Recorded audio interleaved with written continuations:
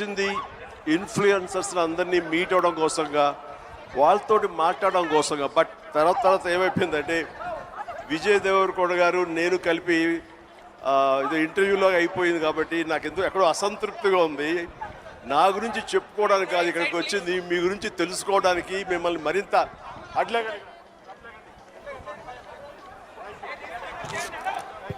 Thank you. So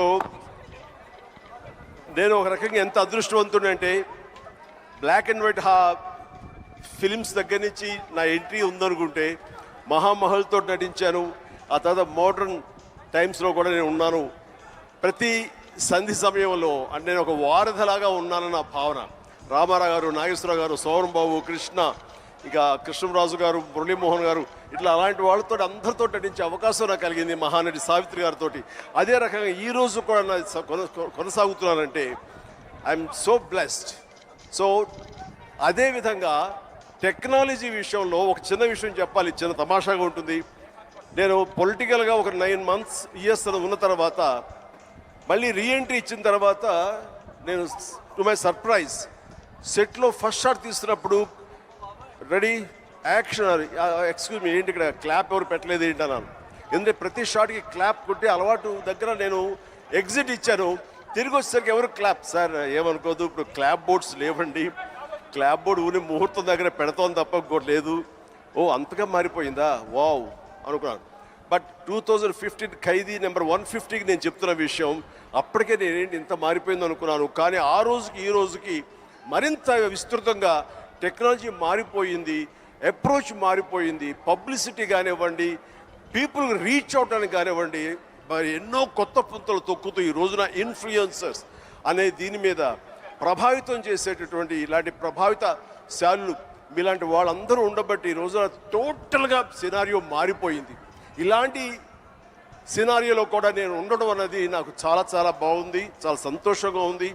and ఇలాంటి witness చేయడం వల్ల కూడా నాకు ఒక గ్రేట్ ఎక్స్పీరియన్స్. అండ్ ఎంతగా నేను కూడా ఎడిక్ట్ అయిపోతున్నానంటే స్లోగా ఏ పని చేసుకుంటున్నా సరే మధ్య టైం దొరికితే జస్ట్ చూస్తూ ఆ రీల్సో మీమ్సో లేకపోతే అవన్నీ చూసుకుంటూ ఆ టిక్ టాక్లు ఉన్న రోజుల్లో టిక్ టాక్ లాంటి ఇంకో అదర్ది చూసుకుంటూ ఆయన ఇన్స్టా చూసుకుంటూ ఉంటే ఎంత తెలియకుండా టైం పాస్ అయిపోతుంది. వావ్ ఏంటిది, ఇంత టెక్నాలజీ, ఇంత హైలీ టాలెంటెడ్ పీపుల్ ఉన్నారు అని చెప్పేసి వాళ్ళందరూ చూస్తే ఎంతో ముచ్చటగా ఉంది. ఈ రోజున స్టేజ్ మీదకి వచ్చినట్టు 5-6 మందిని కలిసారు, ఇక్కడ మరెంతో మంది ఉన్నారు. మీరందరినీ నేను దగ్గర నుంచి చూస్తే కనుక ఎక్కడో ఎప్పుడో మీ గురించి చూసిన వాడే. అంటే ఆల్ నూక్ అండ్ కార్నర్కి పెనిట్రేట్ అవడానికి, మీ కుతూహలం చెప్పుకోవడానికి ఈ రోజున ఈ యొక్క ఈ మొబైల్, ఈ యొక్క టెక్నాలజీ ఎంత ఉపయోగపడింది అంటే అంత ఇంత కాదు. ఇది మీకు డబ్బులు తెచ్చిపెట్టడమే కాకుండా మీకు కీర్తిని, గుర్తింపు కూడా తీసుకొచ్చింది. కాబట్టి ఇలాంటి దాన్ని చక్కగా వినియోగించుకుంటూ మీరు మీ కుటుంబానికి ఉపయోగపడుతూ ఫైనాన్షియల్గా మీరు స్ట్రెంగ్తన్ అవుతూ తద్వారా మీరు సెలబ్రిటీస్ అవుతూ ఎక్కడికి వెళ్ళినా సరే గుర్తింపు తెచ్చుకుంటూ ఉంటున్నారు. చాలా బాగా వినియోగించుకుంటున్నారు. దీన్ని మరింత పాజిటివ్ సైడ్ 10 మందికి ఉపయోగపడే విధంగా మీరు ఇది వినియోగించుకుంటూ ముందుకు వెళ్ళగలగాలి. ఇలాంటి వాళ్ళందరూ గైడెడ్ మిసైల్స్ లాగా ఉన్నారు. ఒక్కొక్కరు మిసైల్ లాంటి వాళ్ళు ఇన్ఫ్లుయెన్సర్స్.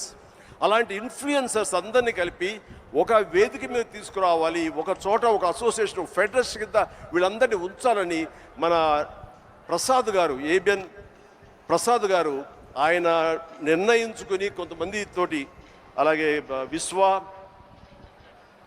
శేఖర్ గారు, ఇలాగా కొంతమందితో, లోకేష్, శ్రీనివాస్, ఇలాంటి కొంతమంది, దివ్య, కోడి దివ్య అండ్ ఇలాంటి వాళ్ళందరూ కొంతమంది ఒక గ్రూప్గా ఏర్పడి మేము వాళ్ళందరికీ ప్రొటెక్షన్గా ఉంటాము. వాళ్ళకి కావాల్సినటువంటి జీవిత బీమా కానివ్వండి, హెల్త్ కార్డు సంబంధించినవి ఇవన్నీ ఇస్తూ వాళ్ళకు భరోసాను కల్పిస్తూ వాళ్ళకు ఒక గుర్తింపుని కలగజేస్తూ వాళ్ళందరికీ ఒక అసోసియేషన్ ఉన్నామంటే ఆ బలం వేరు.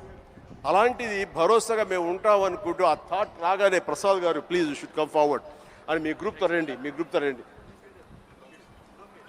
లోకేష్, వీళ్ళందరూ కూడాను చాలా ఎన్ని కష్టాలు రావచ్చు, వాళ్ళకి ఎదురు ప్రతికూల పరిస్థితి కూడా ఉండొచ్చు, వీటిని అధిగమించి మనం చెయ్యాలి అని నిస్వార్థంగా ఇంతమంది ఇన్ఫ్లుయెన్సర్స్ ఉన్నారు. ఇది పవర్. వీళ్ళందరినీ గైడెడ్ మిసైల్స్గా ఛానలైజ్ చేయాలి, then they will become very influential అవుతారండి. సో అలాంటివి తీసుకొస్తున్నారు.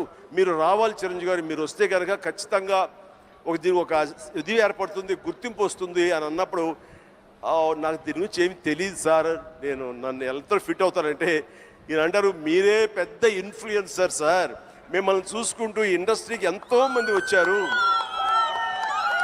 ఈ రోజున 90% డైరెక్టర్స్ చూసుకున్నా, 90% యాక్టర్లను చూసుకున్నా, ఎవరు చూసుకున్నా సరే మనం ఏమీ కాకపోయినా సరే అంత అవ్వచ్చు, ఆ ఎత్తుకు వెళ్ళొచ్చు అనడానికి చిరంజీవి గారు మీరు ఎంతోమంది ఇన్ఫ్లుయెన్స్ చేశారు.